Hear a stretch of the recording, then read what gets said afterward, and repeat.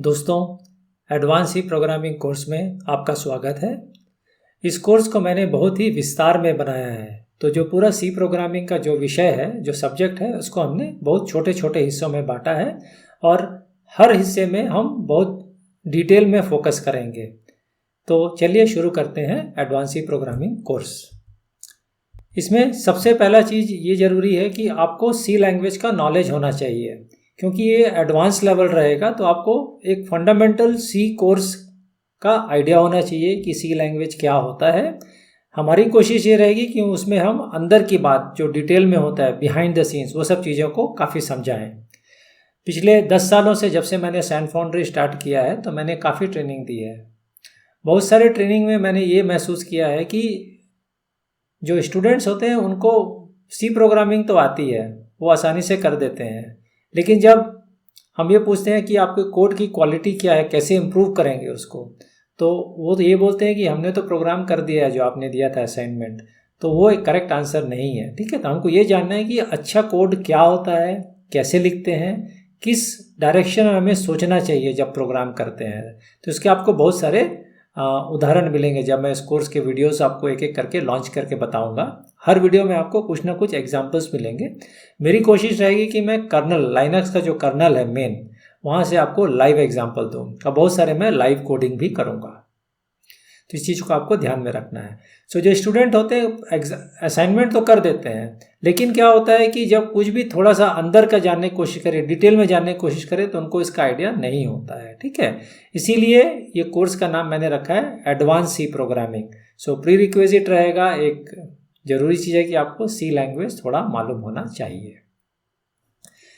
तो चलिए हम अब क्या कोशिश करेंगे इस पर्टिकुलर क्लास में कि हमको ये आइडेंटिफाई करना है कि हमारा सी का करंट नॉलेज क्या है। जैसे बहुत सारे लड़के बोलते हैं कि सर हमने तो पढ़ाई कर ली, हमको सी मालूम है। ठीक है, तो अब मैं आपको 5 बहुत अच्छे एग्जाम्पल दूंगा। ये कोड सी के छोटे छोटे कोड हैं, सी प्रोग्राम्स हैं।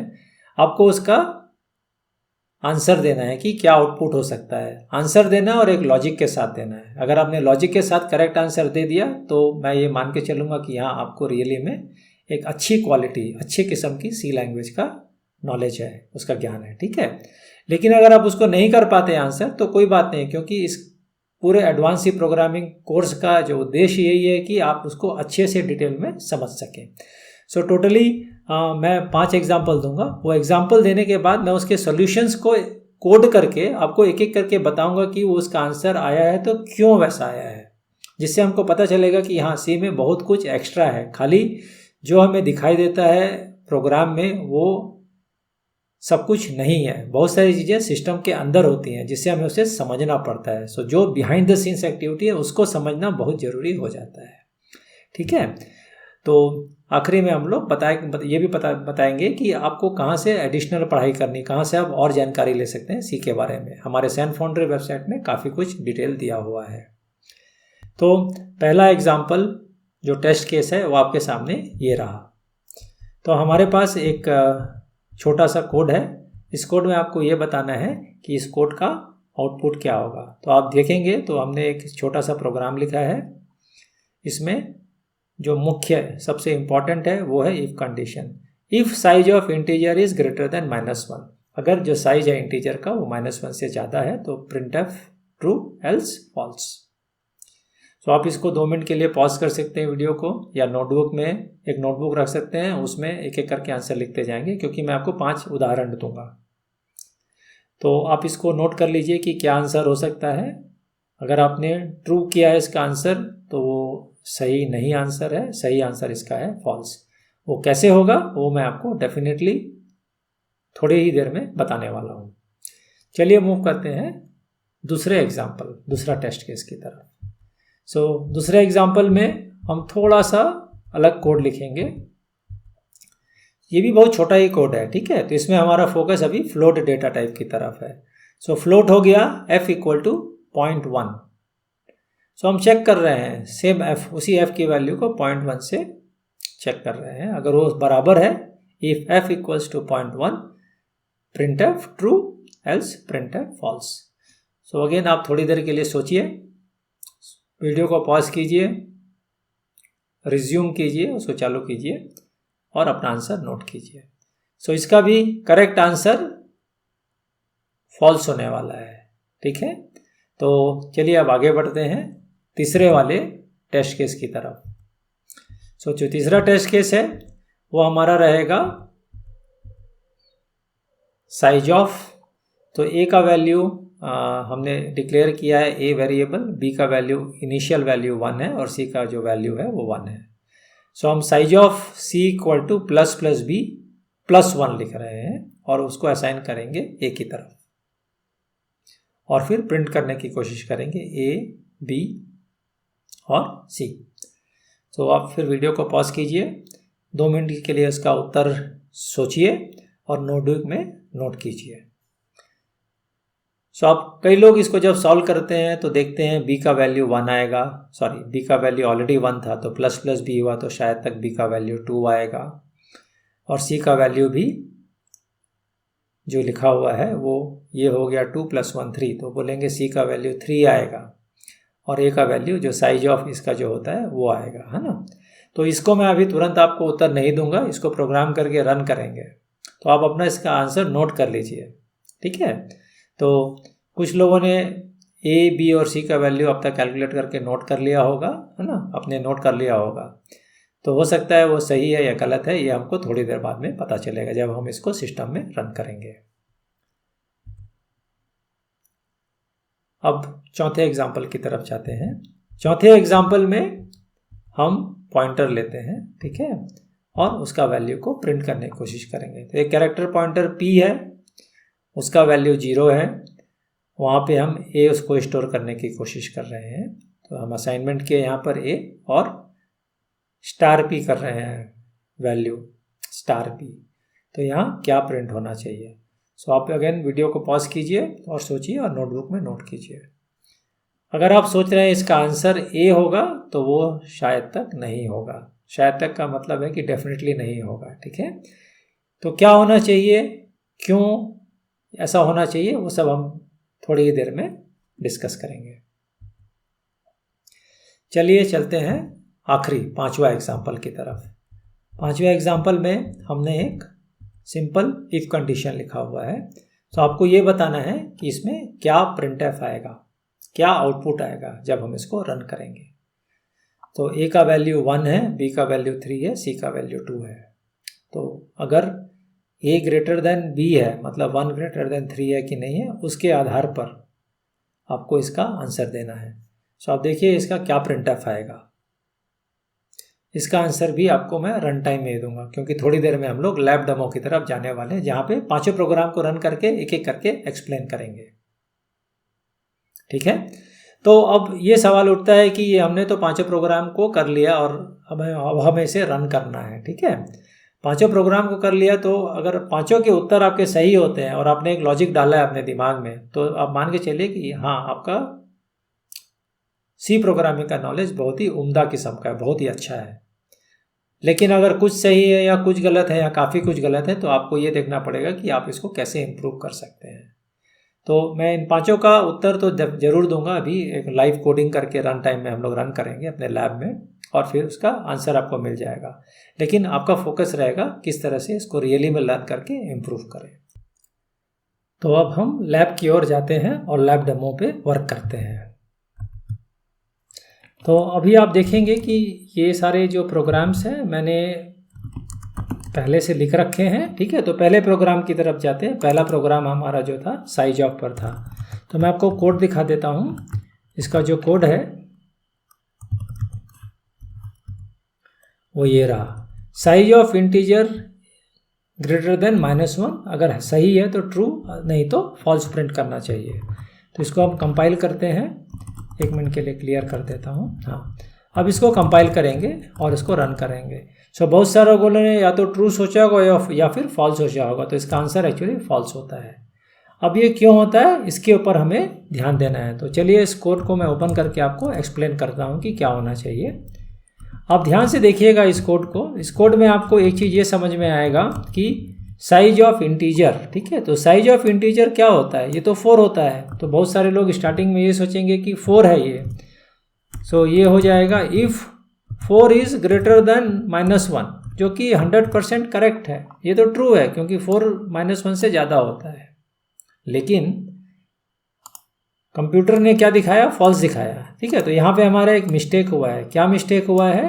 मिस्टेक ये हुआ है कि सी प्रोग्रामिंग में कुछ रूल्स होते हैं। ठीक है, रूल्स का मतलब ये हुआ कि आप जो स्क्रीन में देख रहे हैं वो रूल नहीं है। स्क्रीन में आपको ये तो 4 मिलेगा, ठीक है, और ये -1 ही मिलेगा, लेकिन रूल थोड़ा सा हिडन रहता है। तो सी प्रोग्रामिंग में आर्ग्यूमेंट्स के कुछ रूल रहते हैं या ऑपरेटर्स के कुछ रूल रहते हैं। ठीक है, तो यहाँ पे ग्रेटर देन ऑपरेटर है।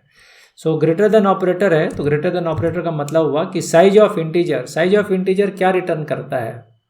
साइज, लेकिन उसका डेटा टाइप क्या है?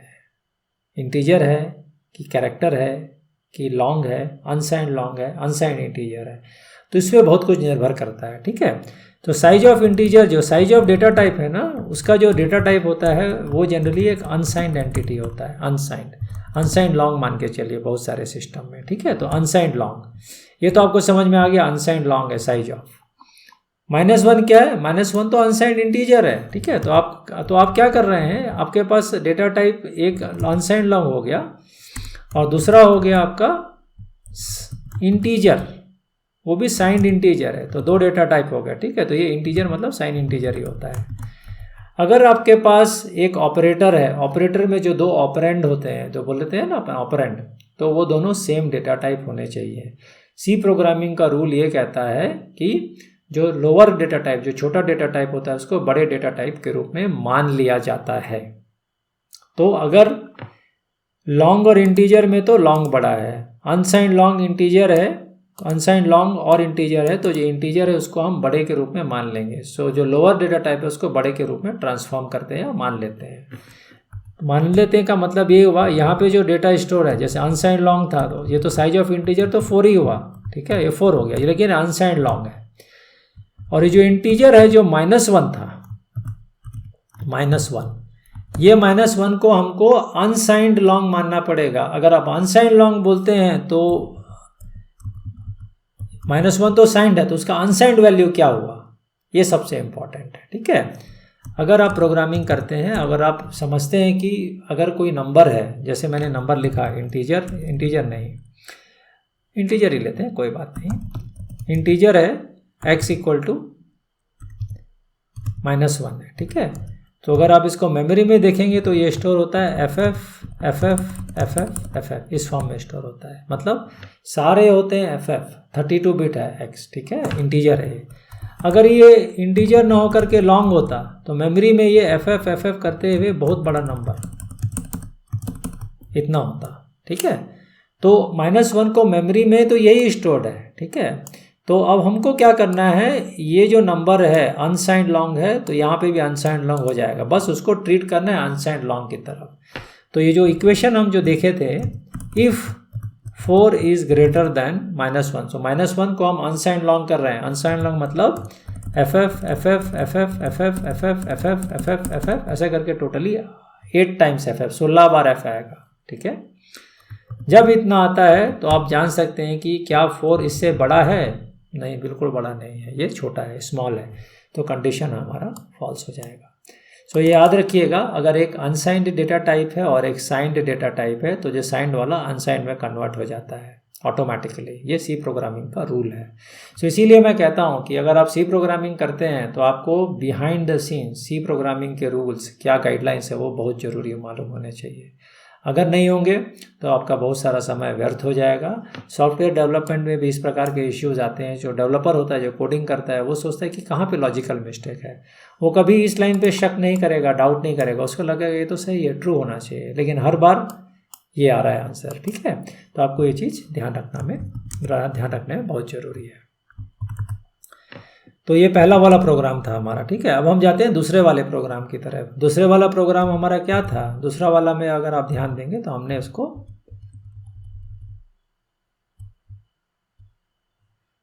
फ्लोट डेटा टाइप के बारे में बात कर रहे थे, है ना, तो फ्लोट डेटा टाइप की तरफ जाते हैं। तो ये हमारा दूसरा प्रोग्राम है, तो इसको भी हम रन करके देखेंगे कि क्या आउटपुट आता है। फ्लोट का वैल्यू 0.1 है, 0.1 से कंपेयर करेंगे तो ट्रू आना चाहिए कि फॉल्स आना चाहिए। तो इसमें भी आपको समझ में आएगा कि जब कंपाइल करके रन करेंगे तो ये फॉल्स आ गया, और अब अपने आंखों से इस कोड को देखते हैं तो हमें लगता है अरे तो सही होना चाहिए क्योंकि हमने असाइन किया था 0.1 और ये सेव कर रहा है 0.1। तो इसका क्या लॉजिक होगा, थोड़ा सा उसी प्रोग्रामिंग का यहाँ पे भी रूल का मैच या मिसमैच हो रहा है, गाइडलाइन जो हमें समझना पड़ेगा, है ना। तो क्या होता है जब आप f इक्वल टू 0.1 करते हैं तो आपको ये देखना है कि f है क्या। f है आपका फ्लोट, f है आपका float data type. Float data type में 6 डिजिट्स ऑफ प्रिसिशन होते हैं। जो डॉट डेसिमल होता है जब इंटरनली स्टोर करेगा उसको 0.1 के फॉर्म में स्टोर नहीं कर सकता कंप्यूटर, इसको वो एक्सपोनेंट और मैंटिसा फॉर्म में लाएगा। एक IEEE का स्टैंडर्ड होता है और एक्सपोनेंट और मैंटिसा को सेपरेटली स्टोर करता है। जो 0.1 ऐसा नंबर है कि उसको आप 100% एक्यूरेसी से स्टोर नहीं कर सकते कंप्यूटर में। सो उस केस में 6 डिजिट्स, डॉट के बाद जो डॉट होता है उसके बाद 6 डिजिट्स ऑफ प्रिसिशन बोलते हैं, तो ये स्टोर होता है ना फ्लोट में। तो ये तो हो गया आपका स्टोरिंग फ्लोट में। नेक्स्ट लाइन क्या है, f इक्वल टू 0.1। तो ये बहुत ट्रिकी हो जाता है यहाँ पर। तो हम जो लिख रहे हैं इफ़ f इक्वल टू 0.1, तो आपको यहाँ पे देखना है अगर कोई सी प्रोग्रामिंग का रूल क्या कहता है कि अगर आपके पास कोई फ्लोटिंग पॉइंट नंबर है, जैसे 0.1 लिखा है, ठीक है, अगर ये नंबर है तो बाय डिफ़ॉल्ट इसको डबल ट्रीट किया जाता है। सो सी प्रोग्रामिंग गाइडलाइन में फ्लोटिंग पॉइंट नंबर अगर लिखें तो उसको बाय डिफ़ॉल्ट डबल मतलब 10 डिजिट्स ऑफ प्रिसिशन एक्यूरेसी, ठीक है। तो ये जो आपको 0.1 दिख रहा है वो 10 डिजिट्स ऑफ एक्यूरेसी में आ जाएगा डेसिमल के बाद। लेकिन जो पहले वाला f है इसमें तो हम ऑलरेडी स्टोर कर चुके हैं, इसमें 6 डिजिट ऑफ प्रिसिशन है। तो 6 डिजिट ऑफ प्रिसिशन क्या ये बराबर होगा 10 डिजिट ऑफ प्रिसिशन के साथ? बिल्कुल नहीं, क्योंकि 0.1 एक ऐसा नंबर है जिसको हम 100% एक्यूरेसी के साथ स्टोर नहीं कर सकते, ठीक है। उस केस में आंसर हो गया फॉल्स, क्योंकि यहाँ पे लेफ्ट साइड में जो f है आपका वो 0.6 है precision digit, 6 digits of precision है पॉइंट के बाद, और यहाँ पे 10 डिजिट्स है। सो दोनों में मिसमैच हो जाएगा, इसके लिए इसका आंसर आ रहा है फॉल्स। जब मैं इस विषय के बारे में बात करूँगा तो थोड़ा और कवरेज करूँगा, थोड़ा और डिटेल आपको बताने की कोशिश करूँगा, ठीक है। तो ये हुआ हमारा सेकेंड प्रोग्राम। तीसरा प्रोग्राम जो हमने देखा था, हमारा जो तीसरा प्रोग्राम था वो साइज ऑफ पर आधारित था, है ना। तो हम इसको देखते हैं साइज ऑफ पर क्या है वो। हमने इस केस में इंटीजर वैल्यू a, b और c है, इसका वैल्यू 1 और 1 है, ठीक है। और हमें क्या सॉल्व करना है, हमें ये सॉल्व करना है। तो पहले तो मैं इसको रन करके दिखाऊंगा जिसमें आपको बहुत सरप्राइजिंग आंसर मिल सकते हैं, ठीक है। तो चलिए इसको रन करके दिखाता हूँ, आपको काफ़ी अलग आंसर मिल सकते हैं, क्योंकि बहुत सारे लोगों को ये आंसर समझ में नहीं आता है शुरू में, ठीक है। तो देखिए हम रन करते हैं, a का वैल्यू होगा 4, लेकिन b और c का वैल्यू 1 ही रहा है। तो अब ध्यान दीजिएगा हमारा ओरिजिनल कोड क्या था। तो a का वैल्यू हुआ 4, ओरिजिनल b का वैल्यू 1 था और c का वैल्यू 1 था। तो हमें ये चीज़ सोचना है कि ऐसा क्यों हो रहा है। आपके सामने आप देखेंगे जो साइज ऑफ ऑपरेटर है, यहाँ पे हम b को इंक्रीमेंट कर रहे हैं और c को असाइन कर रहे हैं, ठीक है, और फिर उसको a में ला रहे हैं जो साइज ऑफ होता है। तो ये तो सही है, आपको ध्यान ये देना है कि साइज ऑफ कैसे वर्क करता है, वो बहुत ज़रूरी हो जाता है, ठीक है। साइज ऑफ है कैसे वर्क करता है। साइज ऑफ का एक रूल होता है, साइज ऑफ में आप कुछ भी डाल देंगे यहाँ पर, वो खाली कंपाइलेशन टाइम के लिए वैलिड होता है। तो आप b को चाहे इंक्रीमेंट करें, चाहे डिक्रीमेंट करें, चाहे c को बढ़ाएं या कम करें, जब कंपाइल करेंगे तभी उसका वैल्यू होगा। रन टाइम में उसका कुछ मॉडिफिकेशन नहीं होता है, ठीक है। तो ये जो कोड आप लिख रहे हैं प्लस प्लस b कर रहे हैं, तो b का वैल्यू तो एक्चुअली 2 हो गया, 2 + 1 3 हो गया। तो कंपाइल टाइम में अगर आप कोशिश करेंगे, कंपाइल टाइम का मतलब हो जब रियली कंपाइल होना है, कंपाइल टाइम में b का वैल्यू तो डेफिनेटली आपका प्लस प्लस करके 2 हो गया, c का वैल्यू भी हमने ये 2 + 1 3 हो गया, ठीक है। ये कंपाइल टाइम हुआ है। तो साइज ऑफ ये बोलता है कि I am a compile time operator, मैं कंपाइल टाइम ऑपरेटर हूँ। तो जो मेरे को आर्ग्यूमेंट दोगे मैं कोशिश करूँगा कि उस आर्ग्यूमेंट को कितने मेमोरी साइज में स्टोर कर सकूँ। तो साइज ऑफ का वही रूल होता है ना, जो अपने को दिया गया है आर्ग्यूमेंट या ऑपरेंड, उसके लिए क्या मेमोरी रिक्वायर्ड है। तो आप ध्यान से देखेंगे कि ये तो कैलकुलेट कर रहा है और सारा चीज़ को सी में स्टोर कर रहा है, ठीक है। सी क्या है, इंटीजर है एक्चुअली, ठीक है। सो फाइनली जो इसको कंप्यूट करेंगे वो इंटीजर में स्टोर करना है, तो वो इंटीजर चाहिए, तो इंटीजर का वैल्यू 4 होता है, तो साइज ऑफ है 4 रिटर्न करेगा। ये जो भी कंप्यूटेशन है उसके लिए खाली कंप्यूटेशन के लिए यूज़ करेंगे। इंटीजर को इंटीजर के साथ ऐड करके फाइनली स्टोर कर रहे हैं, तो साइज ऑफ क्या करेगा, ये जो वैल्यू है, वैल्यू मतलब कितना मेमोरी स्पेस चाहिए, तो इंटीजर कंप्यूटेशन के लिए 4 बाइट रिजल्ट होगा, तो 4 बाइट चाहिए। तो ए का वैल्यू तो 4 हो गया, तो साइज ऑफ डेफिनेटली क्या करेगा, कंपाइल टाइम में ए का वैल्यू ऑटोमेटिकली 4 बना देगा। ये हुआ कंपाइल टाइम। सो ए का वैल्यू यहाँ रिप्लेस करेगा, इस पूरे स्ट्रिंग को रिप्लेस कर देगा 4 से। तो ये कोड आपका कैसे हो जाएगा, ये लाइन ए इक्वल टू 4 और प्रिंट एफ इस तरह से हो जाएगा। सो ये कंपाइल टाइम प्रॉपर्टी है। रन टाइम में ये लाइन रहेगा ही नहीं, क्योंकि रन टाइम में ये ए इक्वल टू 4 के बराबर हो गया। सो जब आप इसको रन करेंगे तो आपका बी का वैल्यू तो मॉडिफाई हुआ ही नहीं और सी का भी मॉडिफाई हुआ ही नहीं है, ठीक है। सो रन टाइम में इसमें कोई इम्पैक्ट नहीं पड़ेगा और ए का वैल्यू 4 हो जाएगा, क्योंकि ये इन्होंने साइज ऑफ का रिटर्न वैल्यू दिया है ऑपरेटर ने। तो ए का वैल्यू 4 हुआ, बी का 1 हुआ और सी का 1 हुआ। सो मैं फिर से रिपीट कर रहा हूँ, जो सी प्रोग्रामिंग में अपने आंखों के सामने दिखता है वो एक्चुअली होता नहीं है। क्या चीज़ बिहाइंड द सीन हो रहा है उस पर आपको ज़्यादा ध्यान देना है, ठीक है। तो ये रहा हमारा तीसरा कोड। अब हम चौथे कोड की तरफ जाते हैं, कैरेक्टर पॉइंटर वाला कोड था। तो ये कोड आप ध्यान दीजिएगा, एक character pointer p equal to 0 और इसको हम रन करते हैं, ठीक है। तो हो सकता है कि आपने इसको सही उत्तर दिया होगा, कुछ लोग इसका सही उत्तर दे पाते हैं।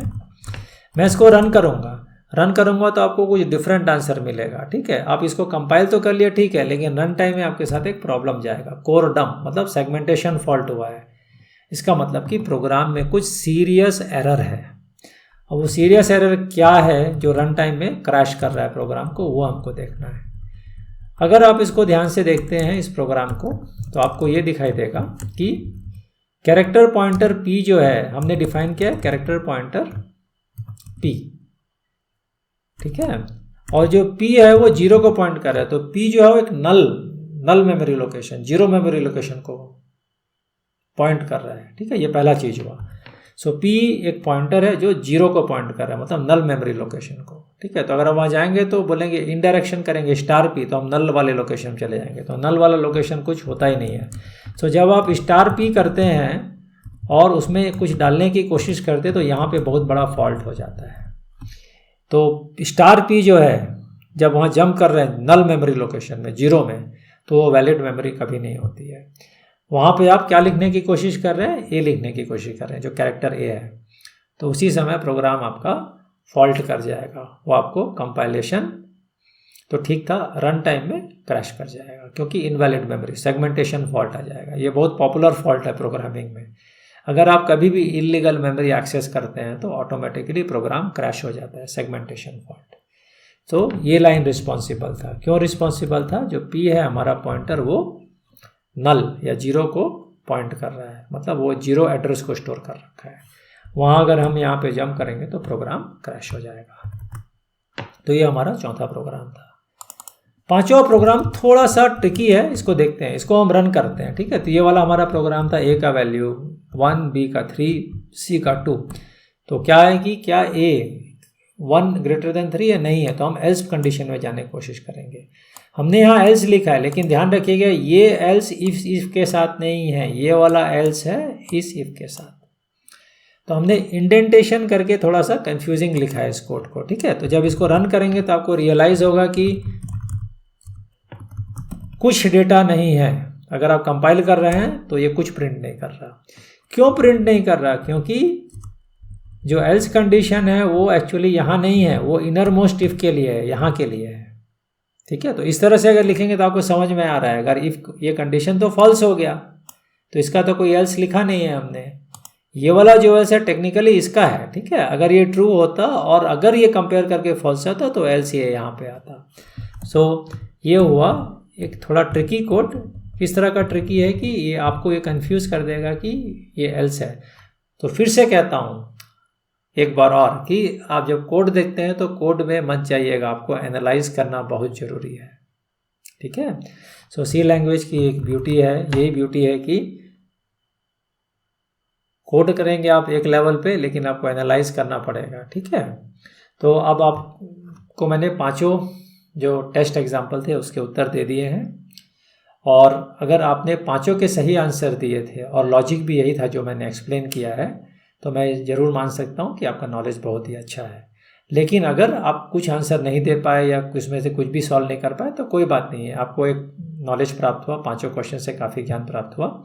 और जो फ्यूचर के वीडियोस मैं बनाऊंगा एडवांस सी प्रोग्रामिंग पे, तो आप देखेंगे मैं एक एक टॉपिक को बहुत डिटेल से बताने की कोशिश कर रहा हूँ। तो आप वीडियो को ज़रूर से देखिएगा शुरू से लेके अंत तक। जितना आप डिटेल में देखेंगे उतना ही आपका नॉलेज बढ़ेगा, ज्ञान बढ़ेगा। ठीक है, तो आज के इस इंट्रोडक्टरी पोर्शन जो स्टार्ट किया मैंने एडवांस सी प्रोग्रामिंग, तो आज मैं खाली इतना ही कवर करूँगा और आपसे अगले वीडियो में फिर से मुलाकात होगी।